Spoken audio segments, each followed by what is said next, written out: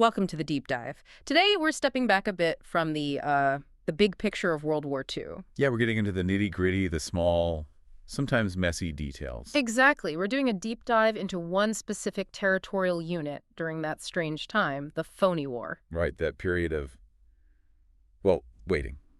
Glacial air, you mentioned, patches of snow, very mundane. And the setting itself speaks volumes, doesn't it? A company billet in this old chapel, Sardis 1874, carved on it. That Sardis detail is just perfect. You know, the church criticized for being spiritually dead while looking alive. It sets up our whole mission here, contrasting that sort of romantic idea of war with the tedious, often bureaucratic reality. We're digging into sources from one listener, focusing on these character studies, the personal dramas clashing with military life. The ambition, the private turmoil, all running headfirst into the rigid demands of service is quite something. And the unit itself is fascinating. It's sometimes called the banker battalion, right? Yeah, mostly bank officers, finance guys. Our narrator's different, though a journalist, an author. And you've got others like Evan Yanto Breeze, the accountant, a real mix. But the key thing, I think, is the age. A lot of these officers are over 30.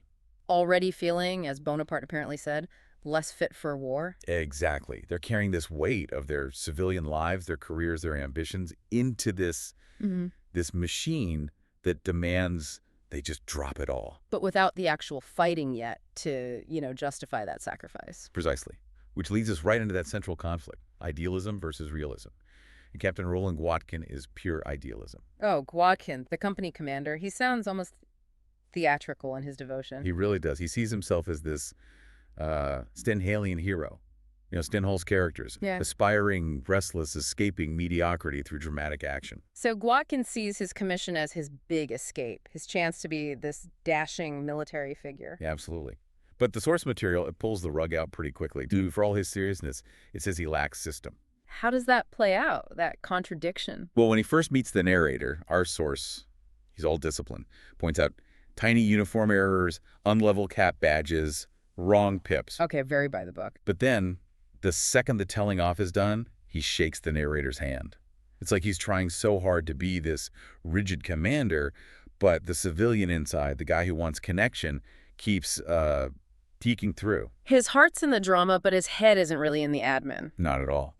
Which makes Lieutenant Kedward the perfect contrast. Ah, yes, Kedward. The good chap. Practical, ambitious. Completely. Where Gwatkin's dreaming of glory, Kedward just wants to get ahead. Yeah. The narrator says he does not deal in dreams, military or otherwise. He just wants his promotion, focused on the career path. That's it. Efficient, wants a second pip, wants to climb the ladder. He's the system Gwatkin tries to embody but just can't manage. Okay, so you've got the idealist and the pragmatist. Now let's bring in, chaos. Lieutenant Bithel. Ah, Bithel, the new reinforcement. And he arrives under this cloud of, mythology. The rumor is he's related to a VC winner, nephew, or maybe brother. Yeah, a Victoria Cross winner. Highest award for bravery. So Bithel walks in, draped in borrowed glory. And then there's the other rumor. Played rugby for Wales. Supposedly. But it turns out, the reality is much less glamorous. He's just a small-town guy, right? Joined the Territorials because he needed the money. Trained as an auctioneer, worked as a cinema usher. Exactly. And the rugby thing, he admits quietly, never played rugger in my life. Huh.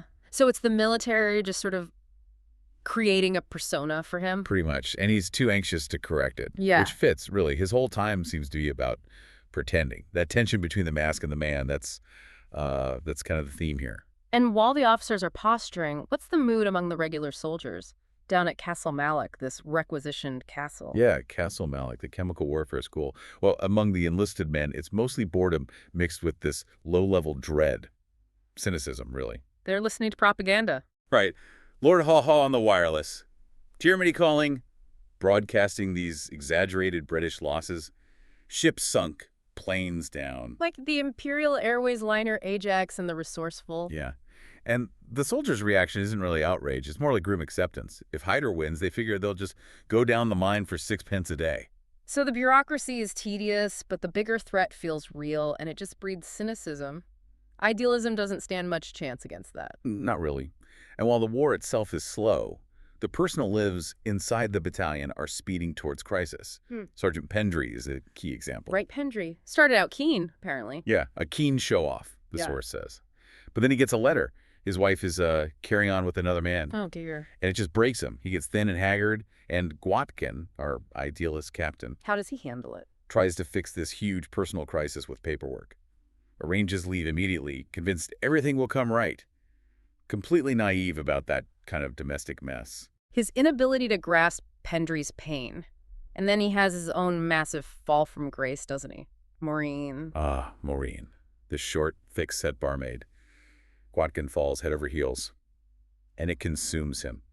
Utterly. This is where his command really starts to wobble. Absolutely. He gets this new vagueness, starts staring out the window, holding the company rubber stamp like it's an orb of power he's lost touch with. Forgetting important stuff. Duty matters. Yep. Critical things like changes to operational code words. He's just lost in this infatuation. And he's agonizing because he thinks she's not that sort of girl, but he knows he has to tell her he's married. He's paralyzed, which builds up to that awful moment of public humiliation. In Lady Caro's dingle, that picturesque spot. The perfect romantic setting for the ultimate romantic failure. Gwatkin and the narrator find Maureen, well, sprawled in a long embrace with Corporal Ooh, Gould. the company wit? Ouch. Double ouch.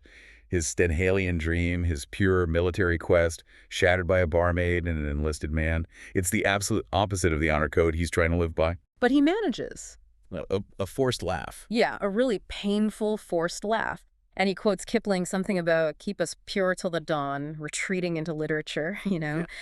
But the damage is obviously done. Deeply ironic. Yeah. While Gwatkin's world is imploding over romance, Bithel provides the military farce. Oh, the Bithel incident, classic. He comes out of the gas chamber test. Right, they used actual gas in training then. They did, and the anti-gas manual apparently suggested alcohol in moderate quantities as a restorative. Uh-oh, I see where this is going. Bithel takes that advice a little too literally, gets completely hammered, stumbles into the officer's mess, and lunges drunkenly at Emmett, the mess waiter. The way it looked apparently was exactly as if Bithel were kissing Emmett. Kissing another rank. In the mess. Disaster. And Gwatkin, already furious and heartbroken over Maureen, Explodes. trembling with rage, puts Bithel under close arrest immediately. Kissing another rank. A huge breach of discipline, especially fueled by Gwatkin's own emotional state. But this is where the system kicks in, right? The system Gwatkin supposedly loves. Exactly. Because Gwatkin himself had messed up earlier, forgetting to pass on those changed code words for an exercise. That was a much bigger deal, operationally. So Bithel's drunken lunge gets swept under the carpet. Pretty much. Yeah. High Command decides charging Bithel is too much of a business. They blame it on the flu he supposedly had after the gas chamber. Pragmatism wins. Easier to hide Bithel's mess than expose Gwatkin's command failure. The system protects itself. Fascinating. Then the narrator gets sent off on a course to Aldershot. Yeah, he leaves the battalion for a bit, and the sources show us the chaos isn't just contained to that unit. It's everywhere. The wider civilian military world is just as messy. Oh, even more so. A complete snake pit, you might say. He meets this guy, David Pennistone. What's his story? Pennistone's deep into Alfred de Vigny's Servitude et Grandeur Militaire. Mm-hmm. You know, the book arguing the soldier has to be a monk of war. Total sacrifice, passive obedience. Okay, sounds very high-minded. Right. But then Pennistone immediately admits he disobeyed orders just so he could catch an earlier train home. So much for passive obedience. Exactly. The individual always pushes back. And then you get this snapshot of high society drama. It's intense. This involves Commander Buster Fox and Dickie Umfreville. Yeah, Fox is this decorated naval hero, DSC winner.